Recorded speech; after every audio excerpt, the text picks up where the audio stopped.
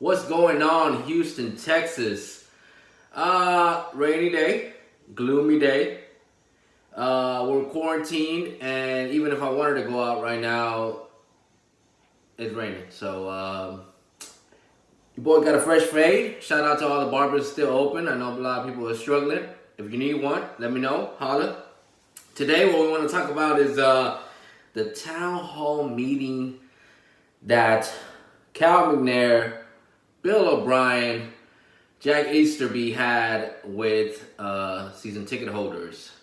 So blah blah blah yada yada. Got to talk about sheltering and all the precautions that they're having, and how Bill Obrien is keeping his 6 feet with Jack Easterby, and the conversations that they're daily having to improve this team. One of the first questions that they asked off the bat is, how did Cal McNair see the free agency up to date? His response, and I quote, "Our team is getting better. You can't look at one move. You have to look at all of them together." So let's go ahead and unpack that right. What he's truly saying is, yeah, we made this one big move that upset you guys, but you got to look at the bigger picture. And how I take that as a fan and a season ticket holder is, you guys don't really know the operations of football. Look, we got this. We're smart. We're intelligent businessmen. We know what we're doing. But everybody and their mama knows that you do not give your star wide receiver up without even getting a first-round pick. You look at Odell Beckham, got a first-round pick. You look at Stephon Diggs, got a first-round pick. You look at Amari Cooper, got a first-round pick. So for you to walk away with that deal, not only not getting a first-round pick, but on top of that, you didn't even get a restructured contract with David Johnson to lower the annual pay and salary that this man is going to have after injured seasons. I mean, that to me is comparable to how the Browns were looked at when they took on that Brock Osweiler contract. But even them, they got a first round pick, so it's real tough to see, and it's real irritating to see an owner who's telling you, hey, look, if you look at the bigger picture, like Eric Murray got altered, but originally it was reported he was 20 mil a year. Now they knocked it down to 18 mil, but still, from a person who has a highlight of 1 minute and 8 seconds, like, bro, where do you get off thinking that he's earned 18? Then Cal McNair was asked about the leadership of this team, and I quote, "I think they're doing a great job." Listen, when you have a chance to get to the AFC Championship game, not only that, but play against the Titans, not only that, but host it in Houston, Texas, and you have a 24-0 lead, that's not leadership, man. Leadership doesn't say, I didn't have a play at that particular moment when you had a 4th and inches call in the red zone. Leadership doesn't call a fake punt out of desperation because you feel like you're losing the game. Leadership talks to the punt returner and says, take a knee because we can't afford to make more mistakes. Leadership doesn't make a bunch of excuses and start screaming at their fans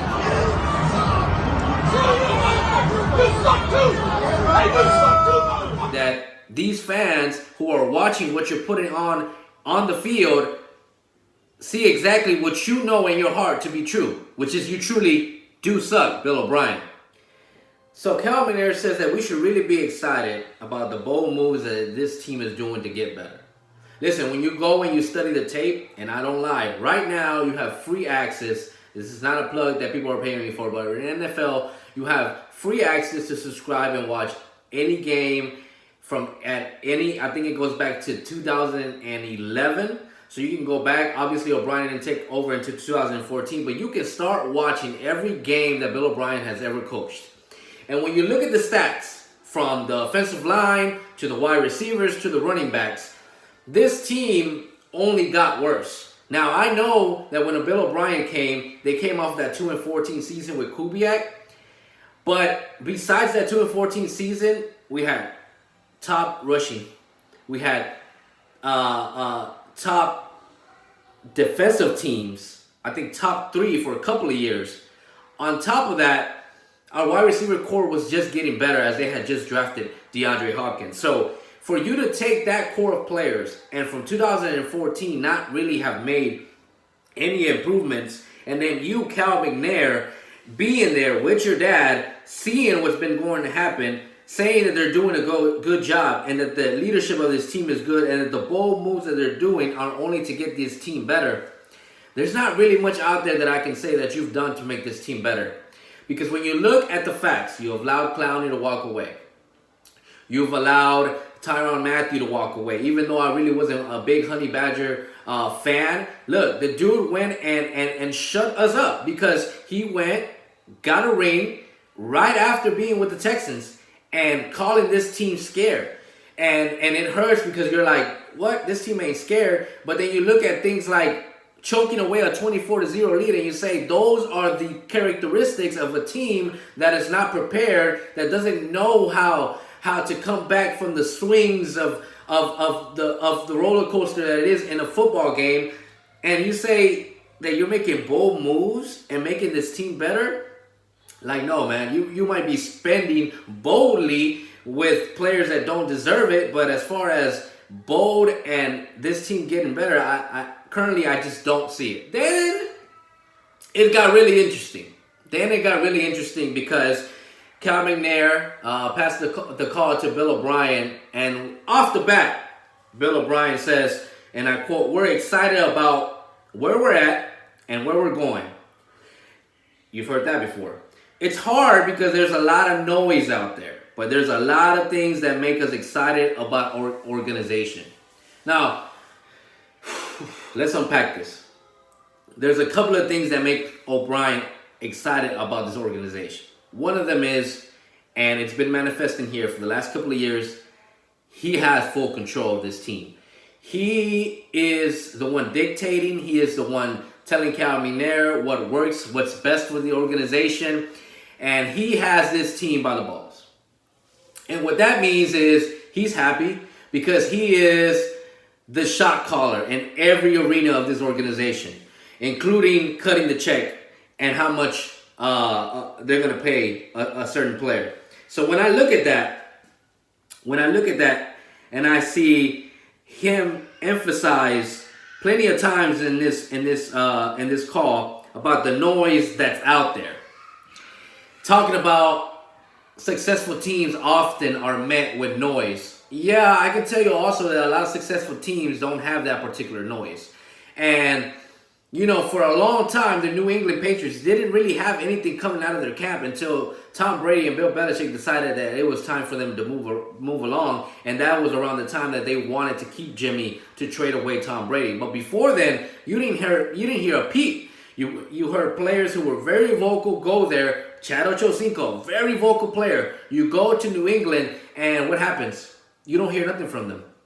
And yeah, he wasn't as successful with New England Patriots, but I can tell you that that's been a successful organization that has won plenty of rings and that can act like Bill Obrien attempts to act with us in Houston, Texas. But let me remind you, Bill Obrien, that you were part of the coaching staff in New England that did not win a Super Bowl ring, that went undefeated during the regular season and then choked it all away in the Super Bowl. Then Bill Obrien is asked about what leads these decisions, these bold decisions for this team. What's led to this? And he says and responds, and this is nothing new, but he now emphasizes this as to say, look, I'm not going to have players who undermine me, who think that they got better play calls, who think the route should be ran a different way. You know, experienced players who are actually on the field experiencing and seeing what's being done against them. Obrien don't want to hear it. And you can see that by all the offensive coordinators that he's attempted to have, where they don't have any say, where they don't call any plays, where you hear things like, oh, he goes on a Friday evening and changes entirely the scheme and the play calls that have been put in place and practiced all week. When you hear things like, oh, Deshaun, what happened on this play? And you hear Deshaun explaining that he saw this and this and that, so he had to audible. You know, it's funny because Bill O'Brien pretends to be a coach's player, but at the same time, behind the scenes, he's really saying, yeah, I'll be a coach's player as long as you kiss my ass, as long as you kiss the ring. So then he goes to spell team, capital T, he says, capital E, capital A, capital M. Again, being as arrogant as he can be, knowing there's nothing that's about to happen to him because he has Cal McNair in the palm of his hand.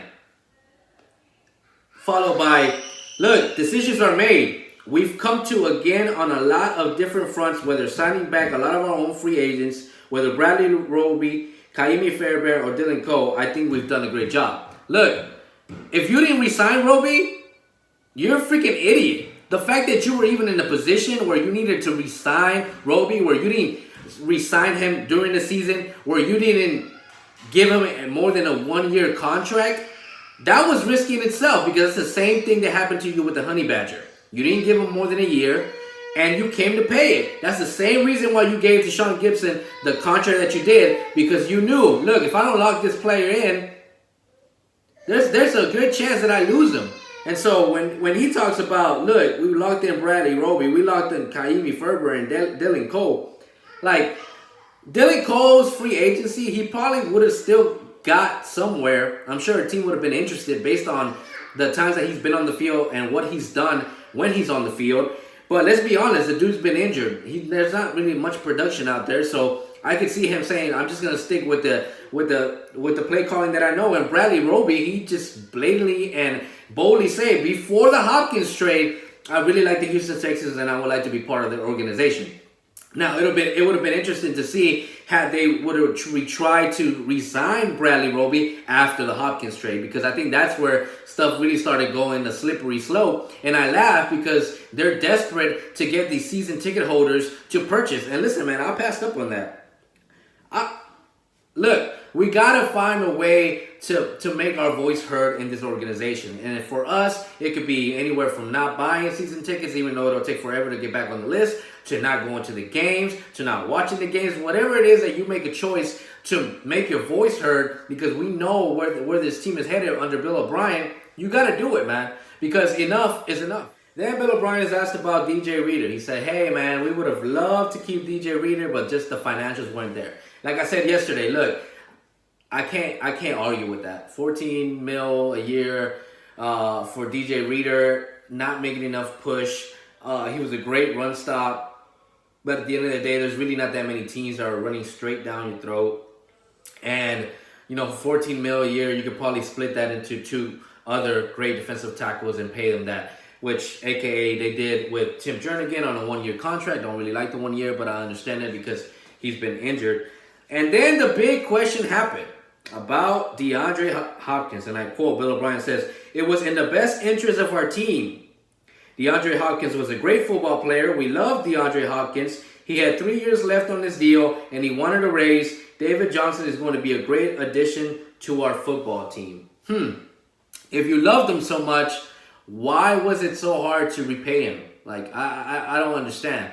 And this is where people get frustrated because, like, for instance, for J.J. Watt, they did it. Dwayne Brown has come in an interview before and said, you know, it's funny that they paid J.J. Watt, but nobody else they would make an exception for. And I think, who do I want to say they re-signed during the season? I think we paid McKinney just last year. We paid him during the season. So they started to kind of make a shift towards that. But, you know, like, come on, bro. Yeah, he has 3 years left on his contract, but how much more was he asking for you? And not on top of that, the real report came out that that's not really the reason why you really let him go. So now Obrien is coming out and saying, after the fact, yeah, it was all about the money. It was because he wanted more money and the financials didn't work. Dude, you're paying David Johnson the same contract that you were going to pay DeAndre Hopkins, and DeAndre Hopkins' production is 1,000 times better than David Johnson. And Bill O'Brien goes back, talk about he's always making decisions on the best of the interest of the team. He goes to compliment Randall Cobb, saying he's an excellent pro. And then, let's see. Bill O'Brien says, we're not trying to win in March. We're trying to win in January. It's April. It's not November. We're trying to set up our team depth, wise talent, wise to win in January. Now, here's my problem with that statement. First of all, you haven't won in January. All right, you haven't won in January. You beat a bruised up Raiders team who probably could have got deeper into the playoffs had they had Carr healthy, because I think that was the year that Cooper and Carr were on one hell of a note. So you had lost to the Raiders early on this year. You get Cook as the quarterback, and you beat him like nothing because J.J. Watt's on the sideline and Clowney's over there making plays for you, a.k.a. you still let Clowney go. It didn't matter to you. And so he's talking about, look, it doesn't matter. We're just trying to have a good team come January. No, dude, it starts now. It doesn't start in January. You don't make those moves in January. You start making them now, just like every other team is doing and improving right now. And so it's interesting to see what's going to happen here in the draft. But as far as free agency is concerned, besides the Tim Jernigan deal and the Bradley Volpe re-signing, like, you had to keep Kaimi Fairburn. We already knew that was going to be automatic. What have you really done? What have you really done to add? Good thing, that you re-signed Bradley Roby, but rumors are that you didn't even want to give Conley the contract option.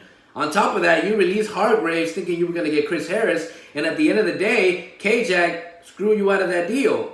So you re-signed Hargraves because you couldn't get Chris Harris, but you pretend that Texas fans don't know what's going on. Like, me saying this and the fact that I have the source that tells me this, it's not any different than anyone seeing what's going on. You released Hargraves because you thought you could sign Chris Harris, and when that went south, you re-signed Hargraves. It's not that hard to see.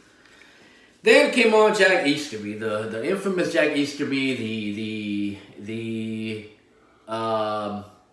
what is it? The culture analyst, the right-hand man to Bill Obrien, the character coach, whatever you want to call him.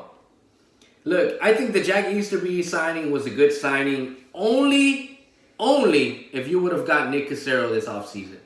I don't know, honestly, it has to be everything about Bill O'Brien, because you had Nick Cassero in the pocket. And the fact that you could not close on that deal tells me that, especially with Tom Brady leaving New England, there's something going on in New England where they've exposed what's going on with Bill O'Brien. And it only makes me think that Nick Cassero didn't have the confidence to think that Bill O'Brien was going to stay here past this contract length. I also don't think he will get extended and re-signed, because, one, for him to get extended and re-signed, it would take a Super Bowl championship. And I know he's not going to deliver on that. Here's why I know he's not going to deliver on that. You had a golden opportunity last year to do that. You had a golden opportunity last year to do that, and you didn't take advantage. You could have played at home, AFC Championship. And I'm sorry that I keep repeating this, but it's so hard to believe that the lines and the stars are aligning for you to take on this yourself, and you couldn't do it. Baltimore Ravens kicked out of the playoffs. New England Patriots beat in the playoffs. You have a 24 lead. You get lucky with the Bills. You got a 24 lead with the Chiefs. You can't close the deal. Come on, like, I can't even give excuses for this anymore. So when I look at those things, I see the ultimate choker in Bill O'Brien. And that is what makes all these Houston Texans fans so angry. So, look, man, they're desperate to get these people to buy these tickets, but I refuse to be part of this toxic culture that's going on in Kirby, because you need a coaching change. And look, I'm a big believer that what you need to do is surround Deshaun Watson with the perfect coach. Someone who knows Deshaun Watson, has been with Deshaun Watson before, knows how Deshaun Watson thinks, knows what Deshaun Watson likes, and is going to build around that. And there's already plenty of sources that have come out and said that Deshaun Watson has received plenty calls, plenty texts of future coaches, future GMs who believe that once Bill O'Brien is gone, hey, Deshaun Watson, don't leave. Look, this is only going to get better. There was tears shed, apparently, between DeAndre Hopkins and Deshaun Watson. Deshaun Watson is not a happy man about the DeAndre Hopkins trade. I don't care how much they try to sell you on that. And so it's going to be interesting to see, man. But, you know, frustrating, man. Frustrating. More frustrating, I think, than Kubiak pretending that Matt Schaub was an all-pro QB and constantly trying to put him back into the game. But anyways, that is my spiel today, man. I hope you guys enjoy it. Share this video, like it. Subscribe to the channel, man, because we're going to be bringing more facts. We're going to be bringing more stories about what's going on at Kirby Drive, and I can't wait to reveal some of these things, man. I think I've spent enough time giving this info to other people, and really not allowing this thing to get more exposed than it should be.